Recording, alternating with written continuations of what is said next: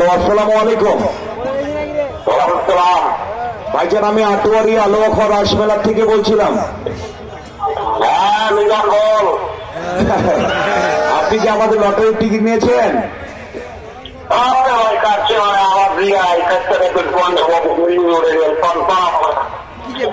বাপরে বাপ, আপনি কোথায় আছেন?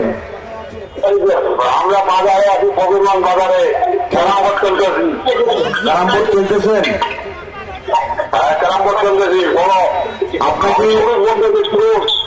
আপনাকে এই কারণে ফোন দিয়েছি, আপনি হয়েছেন 23 নাম্বার একটি হিরো ডিলাক্স মোটর সাইকেলের মালিক।